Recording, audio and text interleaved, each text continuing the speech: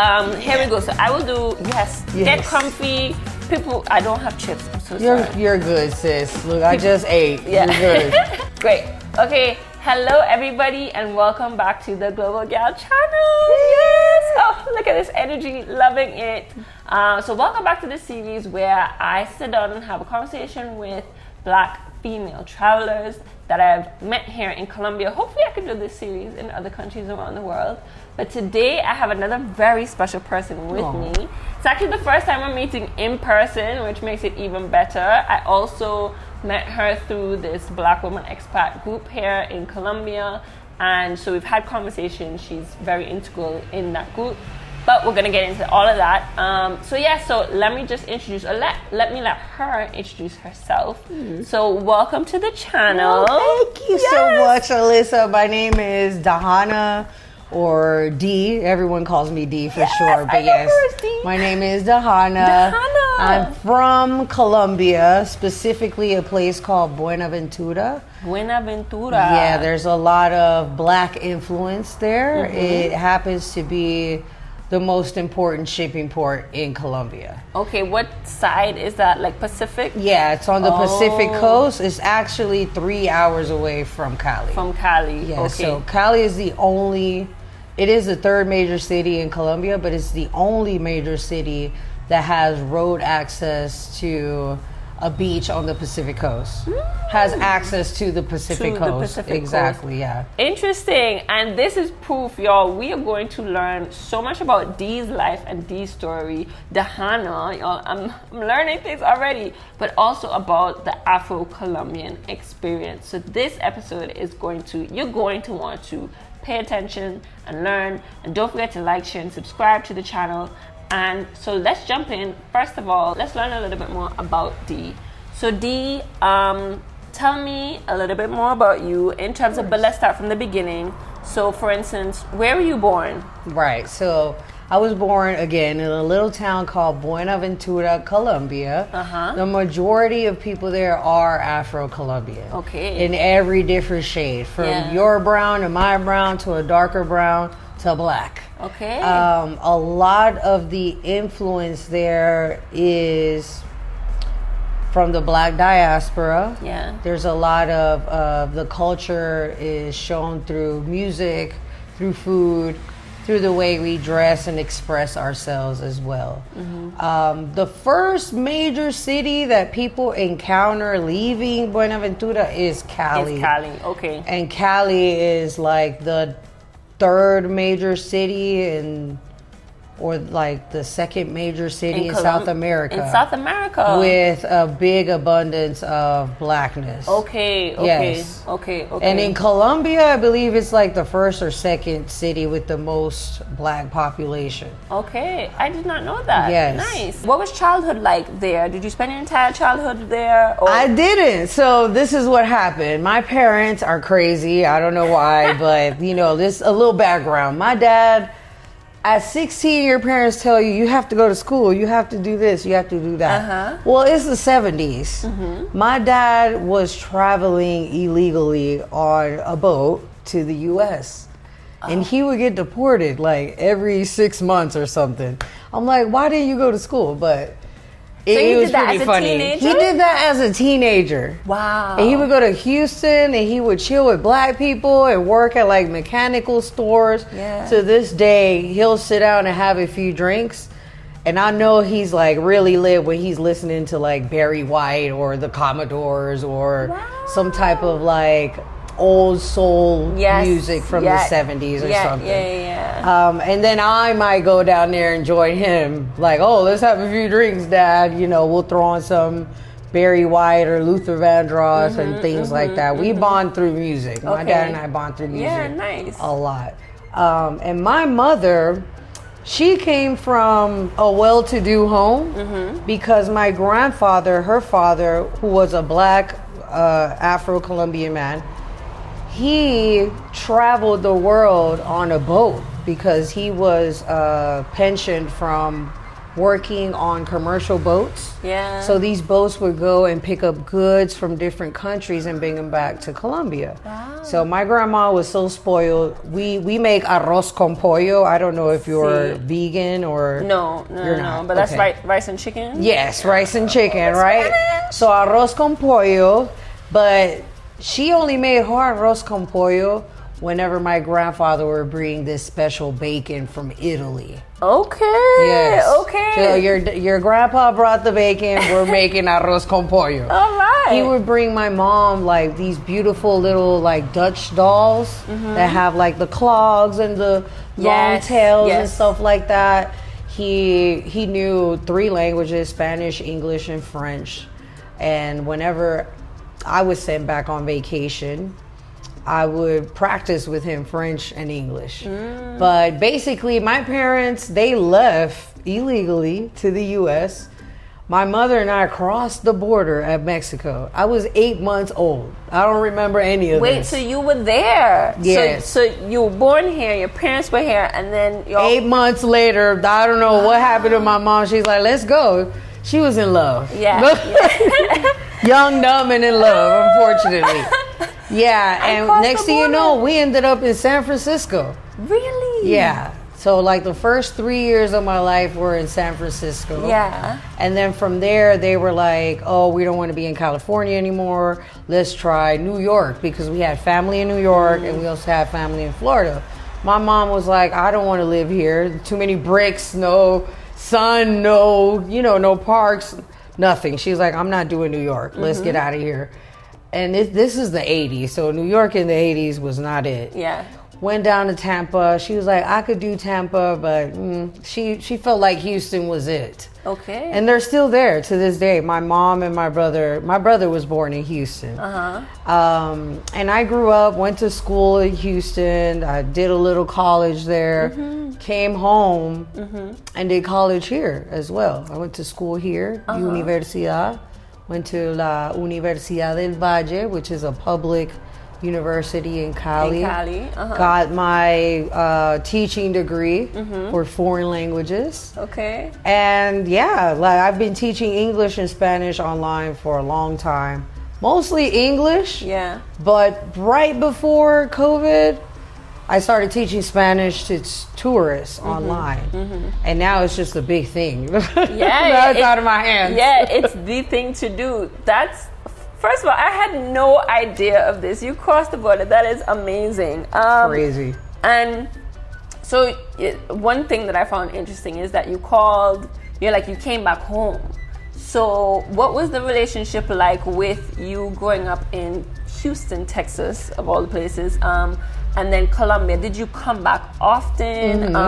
Were you immersed in the Colombian culture in Texas? Definitely. Like what was that? So tell me a little bit about your childhood, I guess, growing up in Houston, Texas as a Colombian immigrant. Right, so this is the crazy part. Believe it or not, there's a lot of Afro Colombians from the Pacific Coast in Houston. And I think it was because of that, because Buenaventura, again, has the biggest shipping port in Colombia. They bring in about 45% of imported goods through Buenaventura. And then all those mulas, what we call 18-wheelers, they drive through all those mountains just to get to all these major cities. To Cali is the first one. Then from there they go on to Medellin or Bogota or wherever they need to go with all of these goods that they have.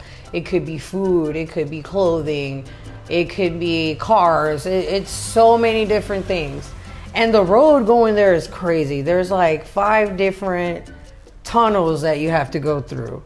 And sometimes there are landslides, but Colombia is very mountainous, so you have to be careful with those type of things. But believe it or not, I grew up fully immersed in my Colombian culture, even being in Houston. Wow. Because my parents, they loved to party. Yes. So somehow... True Colombians. Yes, somehow they found their little bunch of people in Houston. And I grew up with tons of my mom's friends' children that are Afro Colombian as well. And a lot of them were born here and grew up in the U.S. like I did. And then they also had more children who became the first generation of Colombian Americans, like my brother.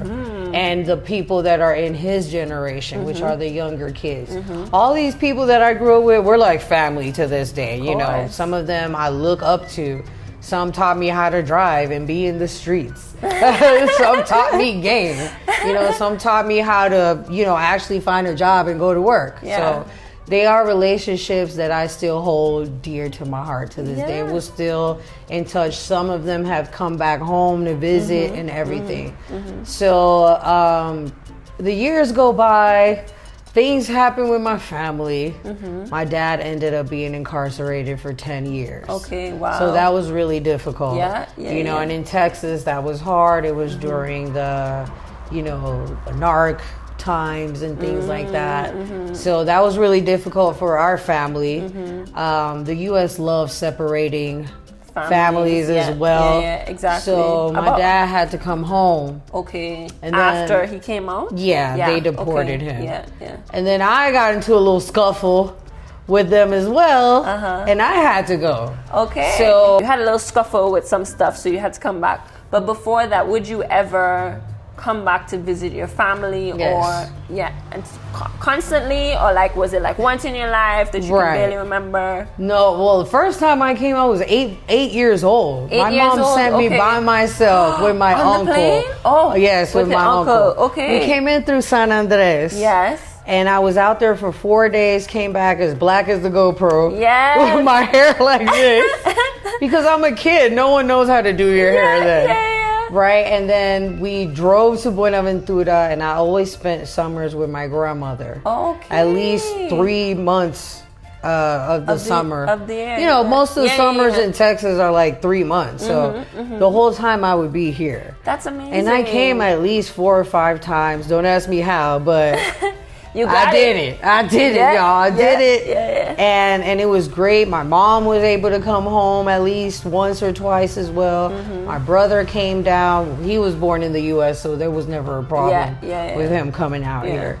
But it was great to be in touch. And I'm still friends with a lot of those people that I knew, that I met years ago. Okay, and so even dated a guy that I grew up with. That was crazy. That's amazing. So it sounded as though you had your Colombian community in Colombia and outside of Colombia. Growing up as a child. Yes. Which is amazing. It really was. I'm fortunate because I could say I have the best of both worlds because I grew up black being Colombian, but I also grew up black being in Texas. Yes. Surrounded by African Americans as well. Yes. And it was always funny because they were like, why is your hair so pretty? Yeah. You know, or you're not black. Look at your skin color. You're not black. I'm like, yes, I am. Like, I'm just a different type of black person. And then later on in years, my friends finding out that I speak Spanish. Oh, you're Mexican? Because you're in Texas, so there's a lot of like black and Mexicans or black and Hondurans or Salvadorians. But I'm like, no, I'm Colombian. Oh, you got them things. I'm like, I don't have nothing, brother. I don't have anything. What are you even talking about? I don't have anything. Exactly. It gets annoying. I can imagine. Even as a kid. Yeah, so even as a kid, there was all of that. Yes. Horribly. Yes. Even as a kid growing up. People are mean. Even at the age of like 9, 10 years old, kids knew that, oh, Colombian. The oh, stereotype. You guys, the stereotype. Pablo, blah, blah, blah. And I'm like, we're more than that, but okay. And so I guess I wanted to ask as well, because you would have been coming back and forth. It wouldn't necessarily be to Medellin. No, it wasn't. It was to Cali and Buenaventura. And so then tell me, was that experience at Cali and Buenaventura completely different to what Medellin specifically was experiencing? Yeah. It's like Medellin was, well, if you could tell, Medellin was very shut your doors, don't look outside, don't, depending on who you talk to type of thing, whereas Cali, it's like not normal, but normal. So in the 90s, this was Colombia in the 90s. Yeah. So we're still going through civil war with the guerrillas and the FARC and all of that. So sometimes you had to be careful traveling back and forth to Buenaventura. Yeah. Because sometimes there will be attacks on the road. Yeah. And back then there was only one way in and one way out. Now they have a double lane. So you have double lane going and double lane coming back to the city. They would cut the power off from like noon till 6 p.m. till in sundown. Buenaventura. In Buenaventura, they would cut the power off. I don't know why, but they would do that all the time. I did see people, unfortunately, lose their life as well. Even being as a child, I don't want to say I'm desensitized to violence or anything, but it's something that unfortunately you see from a young age. Being black, I think it doesn't matter if you're African American or Afro Latino or Afro Caribbean, you see violence from a young age. Yes, honestly. And being that we're Colombian, we're infamous for many different things. So unfortunately, you do grow up seeing different things. Yes. Honestly, by the time I got back, I was like, I'm home. Yeah. It, don't get me wrong, it was a culture shock. Definitely. I'm 20. Yeah. And I'm home. It's very different.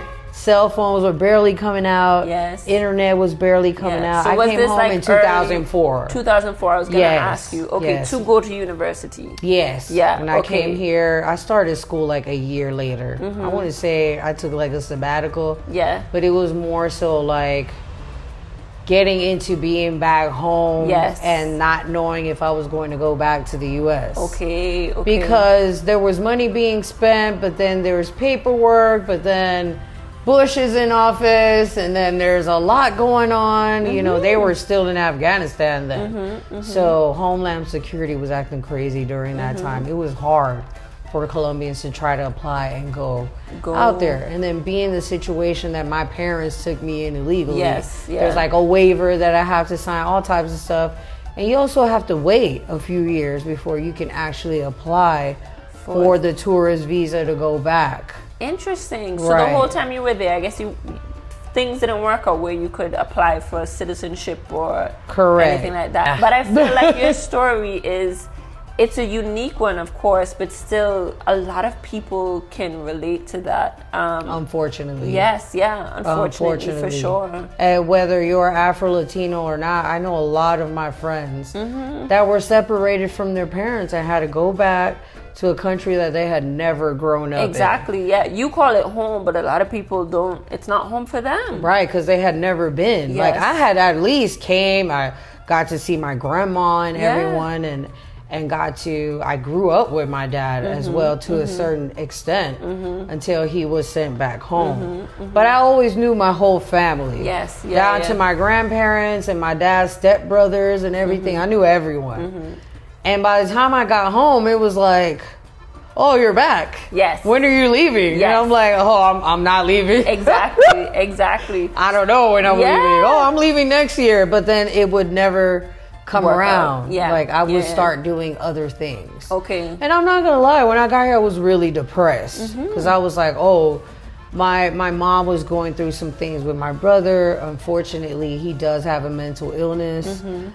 He developed schizophrenia around the age of 15. So she's been battling with that for a while. I'm actually trying to get some sources to help them out with a few things because he's getting older and she's getting older and I'm not there. So you also, kind of just jumping back, you talked about the culture shock as well. So it's a culture shock because as much as it's home, it's still not what you saw every single day. The depression with not knowing where you're gonna go, what you're like, you can't plan, or it's hard to plan. There's no real support for people like that. They come back and are like deported or they have to voluntarily leave like I did. There's no real like support for that type of thing. And I hear that this happens as well, like for people that come back home to the Caribbean. Sometimes you're looked down upon, like it's shameful, like, oh, you didn't make it out there, now you back here. What are you gonna do here? You know, like, or are you gonna keep being in the same issues that you were in over there, or are you Overseas. gonna go back? What are you Yeah. gonna do? Oh, there's nothing for you. You're not really from here. Mm-hmm. You're not really from This here. You didn't grow up identity. here. Yeah. So, you know, a lot of my friends are like, oh, gringa. Yeah. I'm like, my papers don't say gringa. So I don't know what you're talking about. I was gonna ask you, did you face that when you first returned? Oh, you're not from here, type of thing. Definitely. I feel like no, because a lot of my friends knew me. Like everyone knew who I was. I had community. Yeah. So it was like, oh, she's Colombian. Yes. She's always been Colombian, but she's also gringa. Yeah.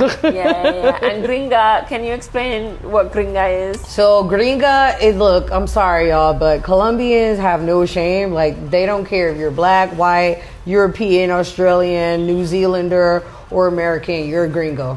Okay. That's just what you are. So once you're not from Colombia, Yeah. or once you're not Latin American, if you're not Latin American, you're a gringo. Yes. Because if you're Brazilian, you're Brazilian. Yes. If you're Mexican, you're Mexican. But if you speak English and you're not from Colombia, you're a gringo. You're a gringo. Basically. So it's interesting is that when I was living in Ghana, they have a word basically for that as well. It's abroni. Okay. Abroni. Abroni. It translates to white man, but it's kind of like anybody who's not from there. You're an abroni. You So I could be would be an black but have a abroni. British accent. Yes. You're an abroni. So I guess this is the Colombian word for it. Gringo. Gringo, yes. Yeah. Okay, so there was that. So then when afterwards, I guess, would you say you kind of got your stride after moving back? You said you finished school with teaching. Right. And so I'm guessing teaching is a passion of yours? I'm a Virgo. I don't know if that has anything to do with it, but we're people who like to serve others. Okay. So when I got here, it took me about 2 or 3 years to get my footing. Yes. At the end of the day. The first year, I was starting to lose my English, which was really weird. I was like, oh no, I need English friends. Where are they? And then I finally, like one day, I just happened to be walking through a football field. And there's a bunch of guys. And they're like, you know, smoking ganja. And I'm just passing by because I'm going to another neighborhood. And someone says, hey, yo, what's up? And I'm like, hey, yo, what's up? And they're like, oh, you speak English? I'm like, yeah. So shout out to David. We're still friends to this day. Julio was another guy that was standing there. I met those two guys. They got me to sign up for their job. And I started working at an institute. It was so random. And I worked there for like 2 or 3 years. Until they shut down, then I moved on to other institutes. Teaching English. Okay, yes. okay. I worked at some schools as well, like some private schools in Cali. But then I just started to get really bored from that. Like, you get tired of running from one place to another. Yes. Because they send you to the student's location, whether it's at work or at home. And you're running around like a chicken with a head cut off all over the city. Yes. So eventually there came a time where I was like, I can't do this anymore. Like everyone has laptops now. Can we just work from home? And I just started telling my students, hey, I'm not coming to your house. Yeah. Let's do it online. Okay, that's even better, teacher. It gives me time to get home, settle down, and we can work online. Nice. So I started working online like in 2016, 2017. You had to figure it out from early. Yes. Early. And I was dating a guy who I thought I was going to marry and move to Amsterdam. We ended up breaking up. And he was actually upset with me because I was like, I don't want to work anymore. Like I don't want to do the teaching anymore. Yes. Yeah. I feel like I can do something else. Because of my level of English, I feel like I can work more with like tourists or something. Yes. Maybe I could start being a tour guide or something. Yeah. And I had one of my clients reach out to me and was like, hey, do you know this guy Ace? I don't know if you've heard of. Shout out to Ace Live. He put me on the first time. I did one interview with Ace Live. And after that, it's like I just started getting a lot of people to hit me up like, oh, I want to come to Cali. For tours? I want to do a tour with you. Nice. Blah, blah, blah. Yeah. And then I just started taking it more seriously and, you know, putting more thought into everything, like the tour packages and where I would take people and the experiences that they could have. And now it's like I'm all over the place. Like Adrian said, I'm the most famous YouTuber without a YouTube channel. She is well known though. Everybody knows Dee. So I'm guessing you're super popular in Cali. Or a lot of people know you. A lot of people apparently have been following me and I don't even know, because I've had people reach out like, hey, I've been following you for a while. This is on social media? Yes. Okay, Instagram. I have Instagram, or they'll reach out to my WhatsApp. Yeah. I'm also on Google Maps. So Google Maps, my company is on there, Tours by D. Tours by D, yes, that is Google what Maps. I see your name. So Yes. you teach English still and you do tours. Well, now I'm doing more Spanish classes. Okay. It's geared towards tourists. Yes. Actually, in the process of creating a curriculum. Okay. It's going to be called something like survival Colombian Spanish or something I like that. it. Spanish for gringos. Yes, and I'm going to add, you know, more common Colombian things. You know, like, for example, the word listo. Listo, sí. Oh, so that's a very Colombian thing. It's not like Latin American, or I don't know. I mean, because listo can be used for so many different things. yes, we're learning a little Colombian Spanish here. So I would say it's a Latin American thing, Yes. but I would definitely break it down with Colombian things. Yes. Because listo, and then I would also add like the black aspect to it. The Afro Because for us as people from the diaspora, we have a totally different vernacular. Yes. So if I say something like listo, for me as a woman who grew up in black culture, it's like, okay, bet that. Okay. Okay, if I say nos vemos a las dos, listo. Yeah. I'll see you at 2. Listo. Okay, bet. Yeah. Yes. All right. It translates to that. Correct. Okay. Yes. Yeah. But listo also means ready. Like, ¿estás lista? Are you ready? Sí, estoy listo. It means I'm ready. But it also means like, okay, ready, bet, copy that. Yeah. Yeah. So it's a lot of things. So your curriculum will include all of that. Yes. Okay. And also Afro Colombian culture. Yes. Because a lot of people don't know that there's black people in Colombia. You know, a lot of people ask, why are there black people here and black people here? Yes. So that's where the story comes from, Bencos Biojo. I don't know if you know this story. No, I don't. Y'all, we're learning today. Okay, we're learning today. Yes, So tell us. Bencos Biojo was an enslaved African king that is believed to have been brought over from Angola. Okay. He was brought over to Cartagena. If y'all don't know about Cartagena, look it up. It's on the very coast. famous. Yes. A lot of people go there. It's on the northern coast of Colombia. Colombia is the only country in Latin America that has both coasts. I don't know if you knew that. They have Caribbean, Atlantic Ocean, and Pacific Ocean. Yes. So Cartagena used to be a slave port. Christopher Columbus came there or something like that. When Bencos Biojo came, he was an African king. He was enslaved. He's like, what? I shouldn't be going through this. I'm a king. He eventually rebelled with 30 other enslaved peoples from the diaspora. And they ran away from Cartagena and went and formed Palenque. Palenque, Yes, sí. this is the story of Palenque. Okay. And more enslaved people started to join the Palenques. Okay. So all over Colombia, all these little pockets of black areas were called Palenques. Okay. So this is why we ended up all the way in the Pacific Coast, or in other little pockets like here in Medellin or in Cali or in Bucaramanga or Barranquilla. They fled as far as they could Into from the colonizers. mountains. Yes. Yeah, near Okay. rivers and Yeah. things like that. Because on the Pacific Coast, we have a lot of jungle and fresh water, but we also have ocean. Yes. And so they went away as far as they could. Anytime the Spanish tried to come to attack, they attacked with more force.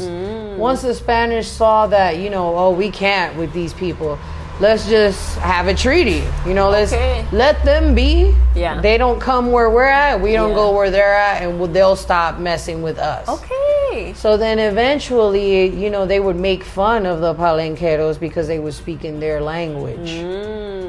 And they would treat them wrong because they're like, oh, whatever, you're like African. Yeah. You're not even really Colombian. Yeah. You know, and to this day, they're still discriminated against. Now it's monetized. Yeah. You know, the ladies with the dresses, and you know, it's like, oh, I'm a palenquera and this is what I do. Okay. And like everyone takes pictures with them, of Yes. course, with the fruits on their head Yes. and the dresses and everything. But now they're doing this for sale. Yeah. Because it's the only way that they can get money to bring back home. Yeah. So because they were kind of ostracized in a way, it wasn't let's say Western developed. correct. Same with San Andres. Okay. It's the same with San Left Andres. everybody to their devices. So the culture, so I'm guessing the culture still thrives, that West African culture. But Yes. a lot of other things where infrastructure may not be the same. Correct. And to this day, it still lives on. So the government isn't like, hey, you're in Colombia. Here's proper roads, proper electricity. They're still punishing them. They're still punishing this them. day. Yes. They don't even have police in Palenque. Really? They patrol themselves. Love it. Yeah, they patrol themselves. You have to go there. I don't know if you've been to Palenque. No, I haven't, So but you have I to have go. people coming to visit. Hopefully my mom is coming to visit. So I definitely want to take That them. would be nice for her to check out. It's really hot, but knowing the story of Palenque is very beautiful. I Yes. cried being Yes. there. Yeah. We also had like we went to the Medicine Man. We met the Medicine Man. We had a drink. He all gave us like a spiritual bracelet, like a protective bracelet. He did a little like prayer on it and everything. It was great. So I have a question. Is there any source or any proof or any, I don't know, anything that shows the connection? So you said this king came from Angola. Is the language spoken there the same language that's spoken in Angola to this day, or is it kind of morphed into its own, or like what is it? Is there, I don't know. They definitely have their own language. It's Yeah. called Palenquero. Palenquero. Which has, I want to say Bantu. Okay. I believe it has some Bantu influences in the language. Okay. And Spanish and maybe some French. But it's definitely derived from, I think, the Bantu language. Okay. There's a rap group called Combiles Ami, Combi les amis. and they rap in their language. Okay. I can't remember any of the words that I learned when I went to Palenque in September right now. That's okay. I'm gonna get that name from you of the group, put it in the description, check the description box, and if anybody knows or is familiar with the language or is curious, listen to it and tell me what you hear. Tell me what's the connection, because I can only imagine it's something like a version of Creole, where it's like the French with a mixture of the West African languages. It definitely or sounds patois like a and- Spanish Creole. Yeah, Almost. yeah. So because you hear the Spanish words, but you also like don't understand. You're yes, something okay. else is in there. It's Yes. just its own word, but then the root is definitely from West Africa. Yes. So that's so great to know. I'm learning, y'all. I'm learning. We are and learning. the music too as Yes. well. The music is definitely connected with the drums. You know, we have several African drums here, the kununos, kununo alto, kununo bajo. On the Pacific coast as well, it thrives. You know, we have one of the biggest black music festivals in Latin America is in Cali in August. In August. Yes, we had Essence Magazine come down. The Ford Company actually funds part of this festival as well. It's free to get in. What's the name of it? This is the Festival de Petronio Alvarez. Festival de Petronio Alvarez. Again, Yes. I'll put it in the description. Definitely something for people if you're interested in Colombia and coming to experience the culture of Colombia, but also the Afro-Colombian culture. Sounds like an event you have to go to. It's amazing. Look, it's 5 days. It's free to get in. You get to eat tons of seafood. It's actually a festival / competition. Yeah. So there's like 4 different categories, musical categories, that all these different folkloric bands from the Pacific Coast compete in. Really? So there's the freestyle, there's the violines caucanos, which are these violins. I think that's Thursday night. That's the night I don't go. Yeah. Thursday night. I don't care for the violins, y'all. I'm sorry. I'm more of the marimba girl. The marimba is a wooden xylophone, which is like the most important instrument in Pacifico folkloric music. And the wood from the keys of the xylophone can only be found on the Pacific Coast. Last year we had 8 bands from Ecuador, and the special guest was the first Afro-Brazilian samba school ever formed. Beautiful. And they came, it was amazing. They sang, they danced, they were all in the crowd. It was amazing. Yes. It was amazing. And there's always a free concert. It's a free concert every day. Yeah. But they bring like big artists on the last day. Like they brought Chokeep Town on that Sunday, and they performed. It was like a 2-hour set or something like that. Wow. Everyone gives you drinks. Everyone gets you liquor. Yes. There's all types of liquor, y'all. Let's just call it liquid Viagra for the men. The other liquors have different uses for women. Yeah. For example, is it Afro Colombian liquors? Yes, and it's made by Afro Colombian women. Okay, actually. from different, I'm guessing, plants sometimes that are fermented. Yes, it's a derivative from sugarcane. Okay. So it's a clear liquid called viche. And that is the base for all the other derivatives that they make out of viche, like viche curado, which is one with a bunch of herbs and it's medicinal. Yeah. They claim it to be medicinal, but drink a bottle of that and you're not. I don't know what type of medicine that is. But there are different ones. For example, my cousin had a baby about 7 months ago, and when he was born, about a week after, someone sent over a bottle of toma seca to my cousin. And I was like, why do y'all have liquor in the house?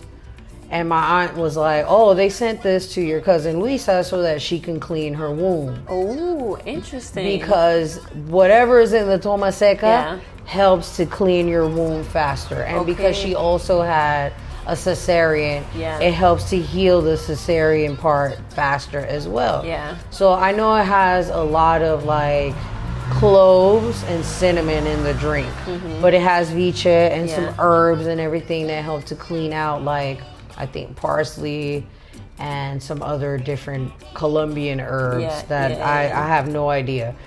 Most of the time, everyone has their own recipe for it. Yes. But the main ingredients are the same, and I can definitely see the relationship with just a heavy reliance on natural plant roots. It's something that we used to do in the Caribbean, and it's still done maybe like our grandmothers type of thing. But still, it's like when your stomach is upset, drink ginger. Like in San Andres, they make something called bushy wine.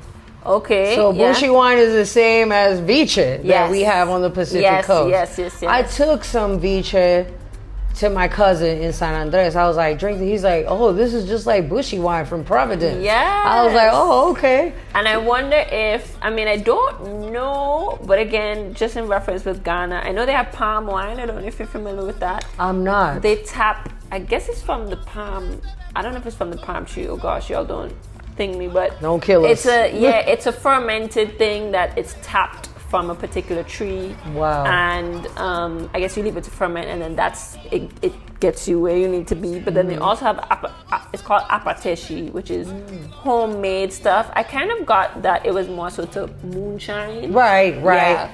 But then I'm assuming it would probably be made with a little bit more roots or something. So I could just see like the connection. Yeah, it's definitely like a moonshine. And there's some creamy based ones as well. Like everything. Arrechon, right? So arrecho means like horny. Yeah. Right? And arrechon would be like the noun for like horniness. Yes. So this drink kind of tastes like Bailey's Irish whiskey Okay, cream. okay. It's delicious. A little cinnamony, Yeah. kind of creamy, kind of tastes like condensed milk in a Yes, sense. yeah, okay. But they say that this drink has like some type of animal's testicles. I don't know. To give you But- strength like Viagra. Yes, liquid Viagra for the men. For the women, it gives you more energy, Yes. more libido. I don't know. Yes. We don't oh know my if it's gosh. true, but Yeah. So I mean, it is kind of true. Yeah. I'm not saying in the libido sense, but Yeah. more as in you get excited, you get a lot of energy. even if it's not doing it, it convinces you that you are. I see you. I see you. One thing that I wanted to ask too is that you said at this festival that they had a couple Ecuadorian bands. So then, I guess, do certain other Latin American countries have like their own versions of palenques, their own Yes. versions of enslaved people who escaped, formed their own towns, function, and still function to this day? Definitely, Yeah, yes. okay. So there's a huge connection between the northern Pacific Colombian coast all the way down to the Peruvian Pacific yeah, coast. Yeah. And there's a connection between the music and the food, and as well as being enslaved. For example, Cali was founded by a guy named Sebastián de Belalcázar. Belalcázar was fighting for the Spanish crown all the way in Quito. He left Quito to go to Colombia to look for more lands for the Spanish crown. But he got to Cali and was like, I'm taking over this, and this is what I'm going to claim for me. Okay. Everything between Cali to Quito, he claimed for himself, Okay, and so- not for the crown. And he was going to give it to his people, to Yeah. his descendants. Was he a black man? Of course not. He was a Spanish Okay. white man. Yeah. And we actually have his statue pointing out to the city. It was the first thing that came down during the protests and riots that we had in 2021 in Cali. At 6 a.m., they Pulled it all They down. pulled them down. Yeah. They said they were going to put an indigenous figure there, and they went and put him back Him? up there. Yes. So everyone's like, why did y'all put him back up there? Yeah. That colonizer. And people don't understand, like, oh, well, he's the founder of our city.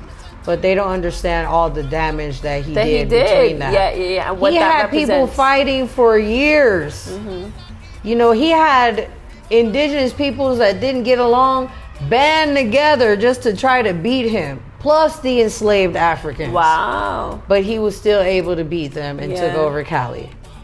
Yes. So, As they yeah, do. yes. As they do. But interesting, and again, I guess coming from English speaking background, it's not something that I learned or I was taught. I mean, I can assume, and the internet is there, so shame on me, but it's nice hearing it from somebody who's coming from the culture and stuff like that. So I guess I wanted to ask too, can you share a little bit for people who don't know, give us, you did some instruments that is definitely prevalent in the Afro Colombian culture. What types of music and genres of music would you say, like, for people to look up if they want to be more interested in it? And then after that, I want to get into the food. Of course. Yeah, if you could suggest any bands Of or course. any genres that are definitely Afro Colombian, you know, it's like, this is us. And just because I want people to learn and hear and see what similarities they can pick up too. Definitely. Yeah. So I will say that on the northern Caribbean coast, Yeah. you have the influence of the West African culture when it comes to music, like soukous or high life. Yes. That is very prevalent on the Caribbean coast in Cartagena and Barranquilla. What we call it champeta africana. Okay, champeta. But if you look up the Zauli dance from the Ivory Coast, this is the same dance that they do to the soukous music in Barranquilla. It's a connection with the feet bouncing and tapping. Yes. That's been popular on the internet recently. They do the that. Same thing. They do the same thing. Yes. But we have our own champeta nowadays See? as well. We have our own artists like Mr. Black, Twister, Rey, the champeta. There's a couple more. When you like champeta, That's okay. You're called a champetuda. So I'm definitely a champetuda. Okay. But I haven't been listening to my champeta lately. Yes, yeah. But I love listening to the old champeta. Like, there's a guy named Zidane. See? And he has a song called Tataina. See? That's really popular. Shakira actually did a little bit of champeta at the Super Bowl. Okay. And she danced to a very popular hood song from Barranquilla. It was amazing. From. Yes. So Barranquilla it's heavy Afro Colombian population. It's actually heavy Arab population. Believe it or not, because her dad was Lebanese. And her mom comes from an Italian descent. Really? Yes. I did not know that. But she was born in Barranquilla. See, yeah. So there's a lot of oil like near Barranquilla. Okay. So somehow like the Arabs are around there as well. All right, but a lot of Turkish people as well. Interesting. Yes, there's a lot of people with like Turkish. Yeah, last for generations. Names. Okay. Yes. This country is interesting, y'all. It is so diverse. It really is so diverse. I like to explain. It's as though if you ever visit Colombia, and let's say you came to Medellin, it's like say you're going to the U.S. and you visited New York. There's so much more to the country to explore, so you're never really done. Correct. You're never really done. Correct. Like San Andres, Yeah. They're between Jamaica and Nicaragua. Yeah. But they were colonized by the British. Yes. And then also by the Spanish.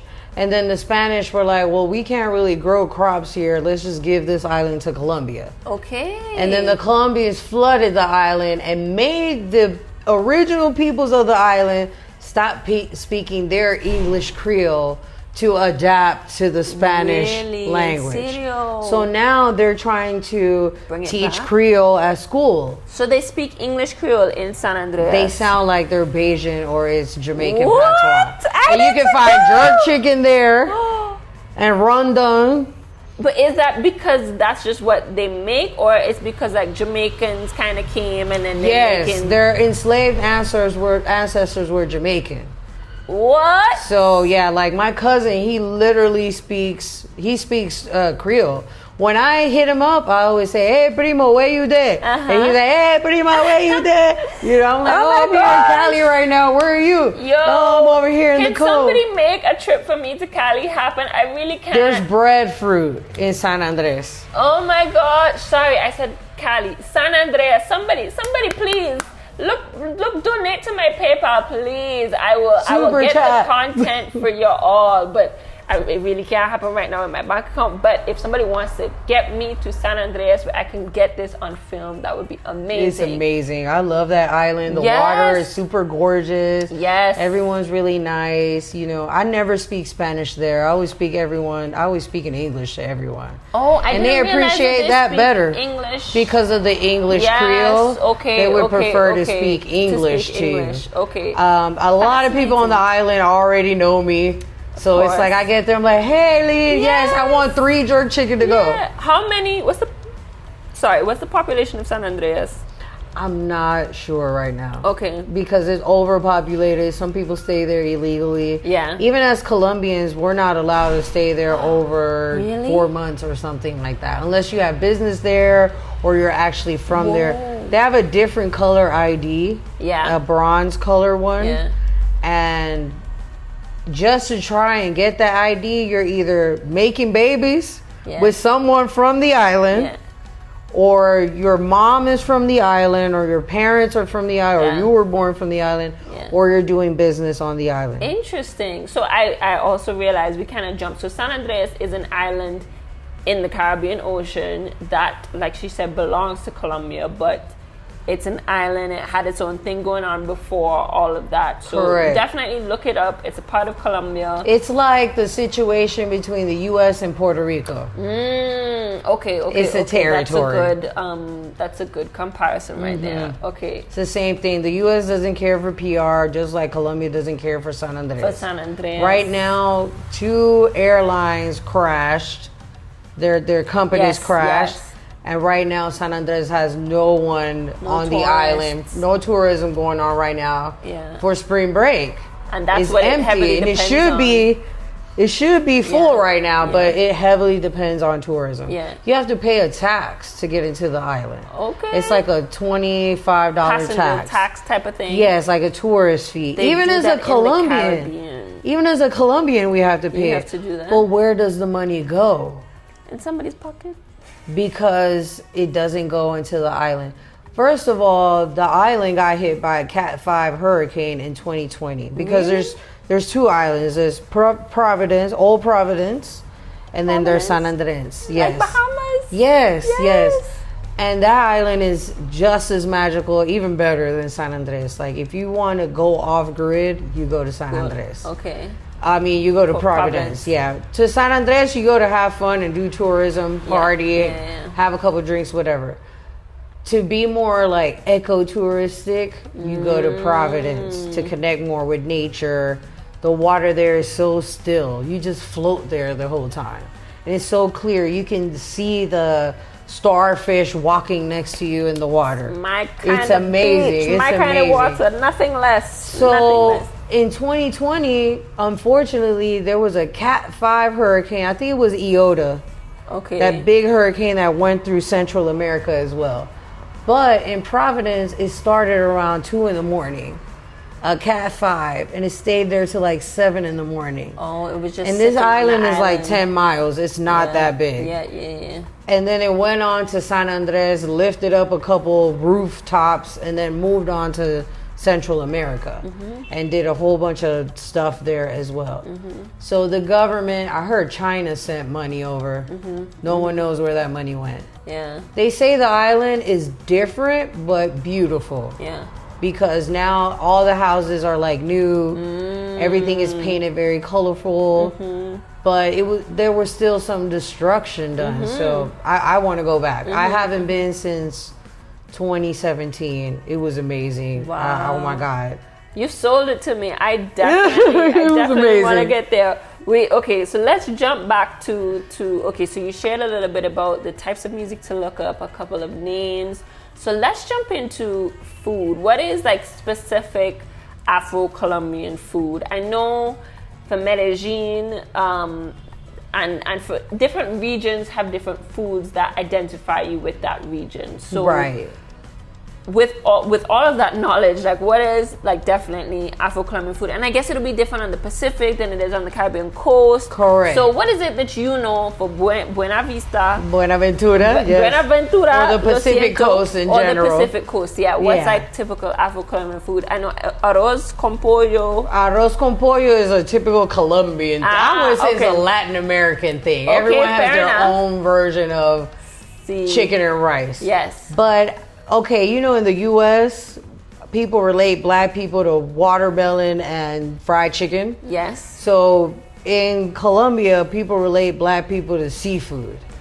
Interesting. Especially fried fish. Okay. So seafood. Yes, definitely. And like fried fish. What type of fish? Well, we get different fish. Yeah. You know, we do love red snapper. Yeah. We love red snapper in Colombia. But on the Pacific coast, we get like different fishes. There's one I like called pelada, which is a silver white fish, but it's nice and plumpy. You can fry it. We tend to not fry with flour. Okay. We like our skin crispy. I don't like my fish in flour at all. Unless it's like a fillet or something like that. But if it's a whole fish with bones, give it to me with my skin. I like my crispy skin. I like it. We do a lot of coconut stewed things, like coconut stewed shrimp, sudado de camarón. There's a stewed smoked shark meat that we eat on the Pacific coast. One of my favorites is called sudado de toyo. You know, the coconut milk gives it like a sweetness. But they cook it down to where they shred that meat, and it's nice and it's really good. Any sudado is going to be stewed with coconut milk. Okay. Cazuela is more of like a soup / stew that also has coconut milk. It'll usually have different types of seafood or just shrimp, depending on what the person wants. Ceviche as well. We like our ceviche with ketchup, not like the Peruvian one that's just cooked in lime. Ceviche is it raw fish? Well, Peruvians cook it with fish and shrimp, and what you do is you cook it with lime juice. Okay. So it stays in lime juice, and yeah. it cooks in the lime juice, and then you just eat it like that with some onions and maybe some hot sauce. But Colombians, what we do is that we might steam the shrimp for like 2 minutes or something. You know, don't let it get chewy. And then we mix in some cilantro, some purple onions, some hot sauce, and some ketchup. Okay. And we eat it with saltine crackers. Okay. Or green plantain. We Yes. make our tostones. That's my favorite way to eat it. Okay. And rice, of course, some white rice. Yes. I love ceviche de camarón. Yeah. But you can make ceviche from many different things. As well as in Cali, we have the African influence, the Spanish influence, and our indigenous influences as well. Yeah. You know, in the Caribbean, we make a lot of things with banana leaves. Yes. Right? Like Yes. in Puerto Rico, they make pasteles. See. Here we make tamales. See, it's wrapped in the banana It's leaf. wrapped in the banana Okay. leaf. Each region has their own different version of it. tamales. Yes. Tamal vajuno, vajuno. Vajuno means you're from Valle del Cauca, Sí. which is the region where Cali is the capital. Okay. Medellin is the capital of Antioquia. Antioquia, So I don't know if there's tamal antioqueño, but there's tamal vajuno. Sí. It usually has chicken or pork.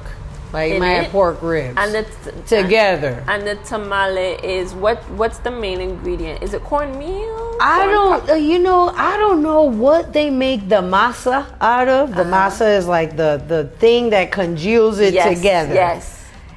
The batter that brings it together. Yeah. When I do my tours through the farmers market, you usually pass by the tamale vendors. Yeah. You see them slop the batter on there, and then they wrap it up and put it in a pot. Yes. So that it can congeal. And then Yes. from there, they either freeze them and they sell it to you frozen. And then you just put it in a little bit of water for it to steam. To defrost. And then, to defrost. And then you eat it with some white rice. Yeah. And it might have some slices of like carrot, maybe some potato in there. It'll have chicken or pork Some kind or of meat. both in Yeah. them. Yeah, Yes. It's Okay, good. definitely. I can see some similarities, at least with just the wrapping in the banana And leaf. the plantain, we use a lot of plantain Yes. in our meals with our soups and our Yes. stews, Yeah. like sudado de pollo.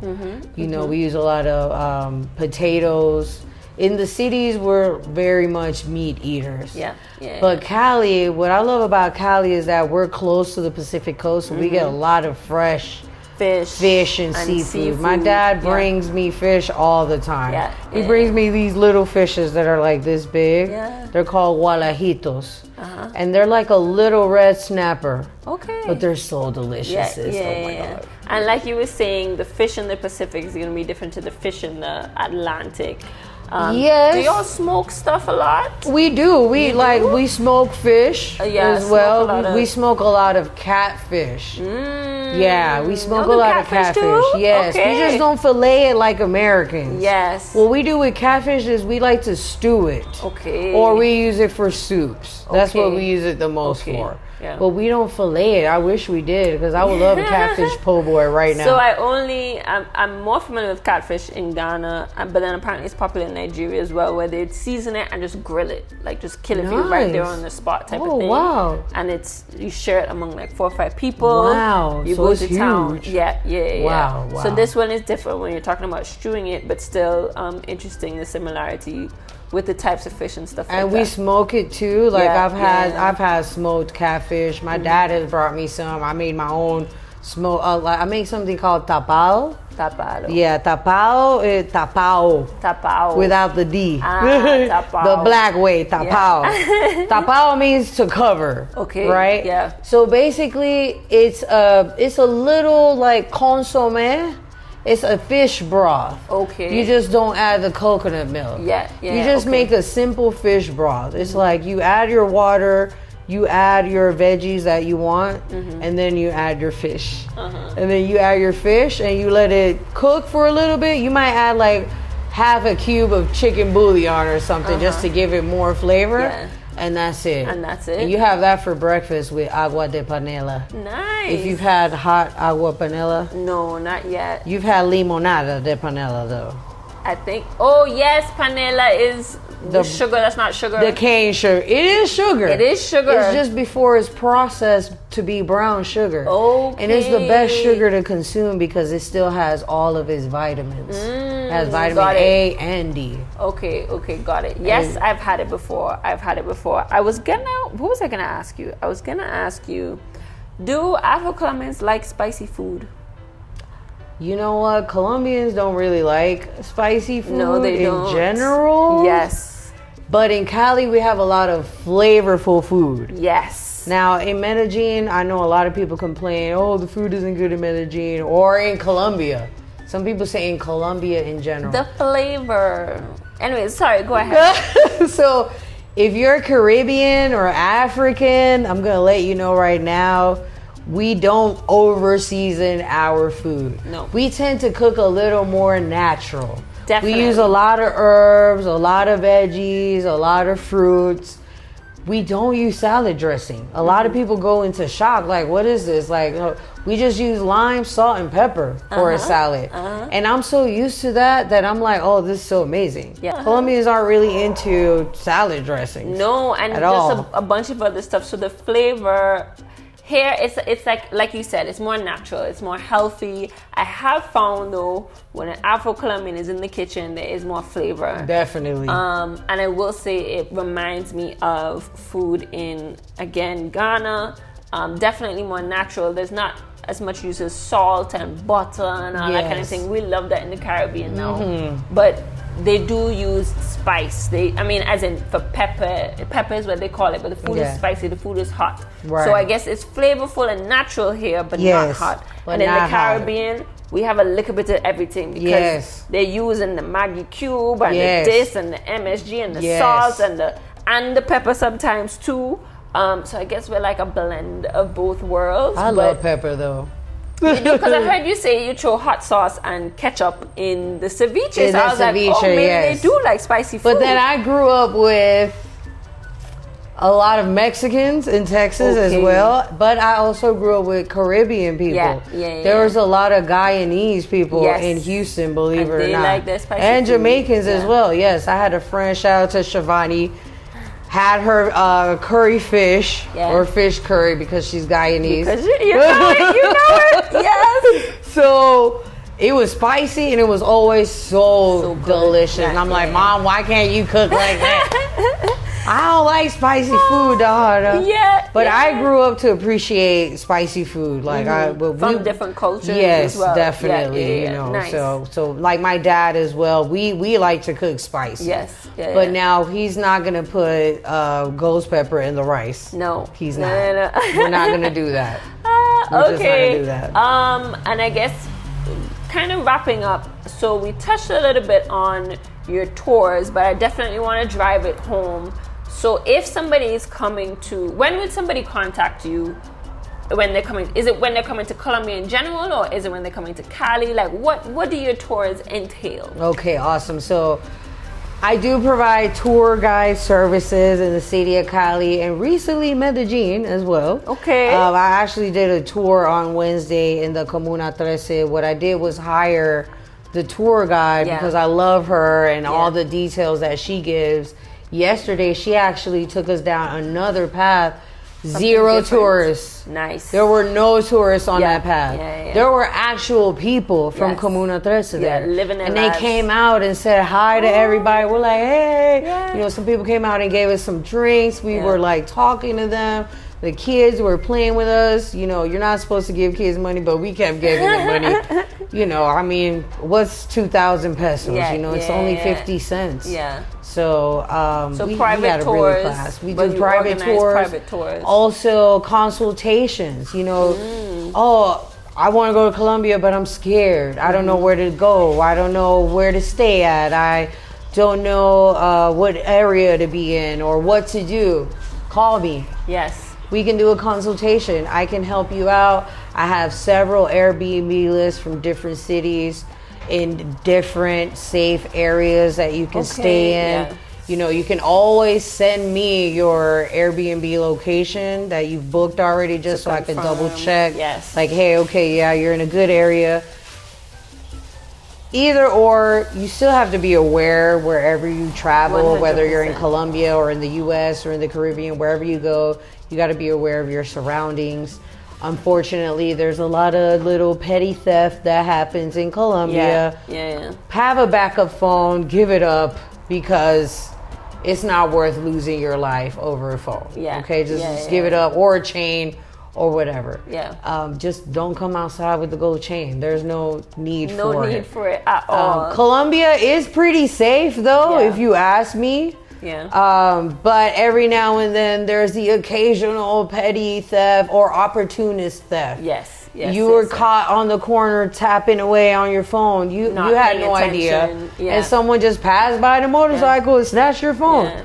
As it would in other other places, in other of course. Yeah. So D is definitely the plug. Like I said, this is the first time I've met her in person, but I feel like I've known her just from the insight that she provides to this community of Black women who come here. She's really good at giving you the Colombian perspective. You understand both sides of it. You literally are like the perfect person, because you know how to translate it in one language but in another as well. And then, like you said, you're doing also Spanish lessons. So if you are thinking of moving to Colombia or anywhere in Latin America, or maybe you just want to practice your Spanish conversational or otherwise, I mean, D is definitely your girl to go to.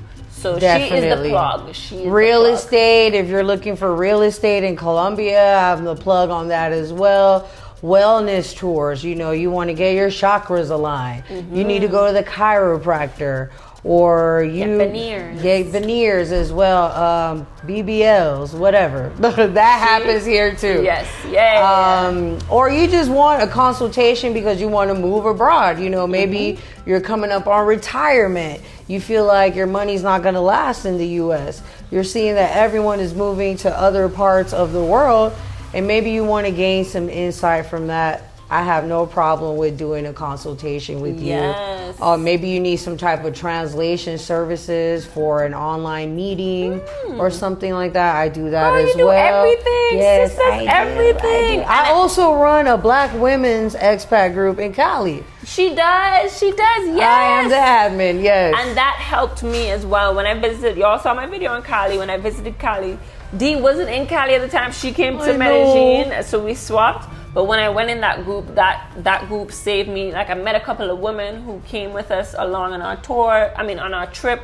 I found that it was no car day the day we were leaving to go to the airport. So I was able to find a taxi driver from the group. It's just super, super convenient. And I get the feeling, if Dee doesn't know, Dee knows somebody who knows. Definitely. So again, very great person to have here on the ground. Oh, thank you. Dee, thank you so much for your time and for sharing your story. I can't wait to do it again. Yes, I feel like if y'all want a part 2, send me some questions. Maybe we can make it happen. She is hard to pin down, but she's definitely an amazing person, an amazing resource. So, you have it. I'll put her information down below as well. So yes, thank you so much for sharing your story. Click and subscribe, y'all. Share, please. Yes, click and subscribe. And until the next story that I get to share with y'all.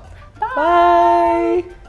Oh, that was awesome, babe. Yes, I loved it. I loved it. I can't wait till you drop it. Real channels like yours, or shout out to Ari Venturas. Or my friend Travelmatic, Adrian, great guy out here with King from Cali. Shout out to him. They're like my big brothers. Andre and Andrea as well from Love Crossing Borders.